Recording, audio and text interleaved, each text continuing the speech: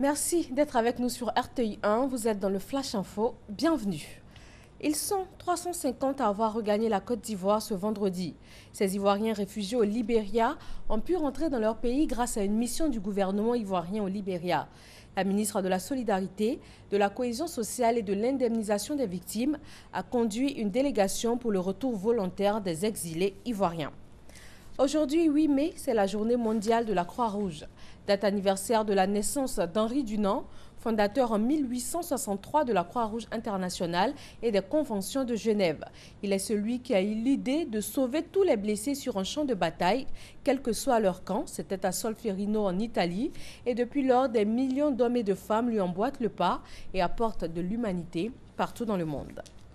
Yamoussoukro, la capitale politique ivoirienne, abrite un atelier du monde de la santé. Au cœur de la rencontre, le processus de traitement de masse intégrée des maladies tropicales négligées à chimiothérapie préventive. Il s'agit de renforcer les capacités des directeurs régionaux, départementaux et des responsables de services d'action sanitaire de tout le pays. Ensuite sera lancée une grande campagne de traitement dans les zones endémiques. Des explications sur ce sujet dans le journal de 20 h. La route ivoirienne continue de tuer malgré les campagnes de sensibilisation de l'Office de la sécurité routière OSER. Chaque année, l'État perd 6 milliards de francs CFA à cause des accidents de la circulation et ils font au moins 600 morts selon l'Office de la sécurité routière.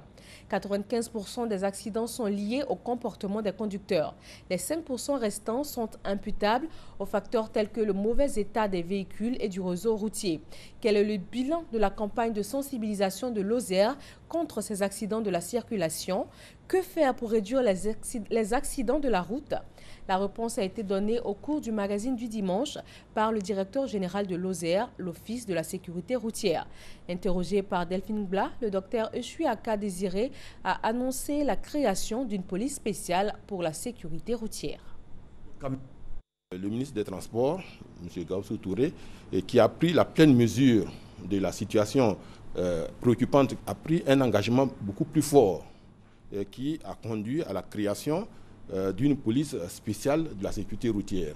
Et vous allez voir alors que la répression va être intensifiée et elle va être plus, disons, les contrôles seront plus fréquents sur les routes. Quel serait le rôle de cette police spéciale de la sécurité routière? C'est mener une lutte drastique contre les mauvais comportements. D'accord. Les mauvais comportements. Parce que, voyez-vous, ce que nous savons, c'est qu'il se développe une perception dangereuse. La perception selon laquelle on peut commettre en toute impunité des infractions au code de la route. Parce qu'on ne peut pas mettre partout sur les routes des forces de l'ordre. Et c'est pourquoi on a envisagé, effectivement, dans notre activité de lutte, eh bien, on a envisagé l'utilisation des caméras de surveillance de la circulation routière, ce qui devrait permettre d'enregistrer automatiquement toutes les fautes, toutes les infractions et poursuivre les contrevenants. En Égypte, le verdict d'un des procès de Mohamed Morsi, une nouvelle fois reporté. L'ancien président égyptien poursuivi pour espionnage au profit du Qatar sera fixé sur son sort le 18 juin prochain. Le Qatar était l'un des principaux soutiens de Mohamed Morsi, destitué par l'actuel président Al-Sisi. En République démocratique du Congo, l'ex-gouverneur du Katanga, candidat déclaré à la présidentielle, est convoqué lundi par le parquet général de Lubumbashi. Le mandat de comparution a été officiellement reçu ce samedi par les avocats de Moïse Katumbi après plusieurs heures de confusion autour d'une première convocation. L'ancien gouverneur accepte de comparaître lundi, mais il dénonce la perquisition sans témoin de sa ferme.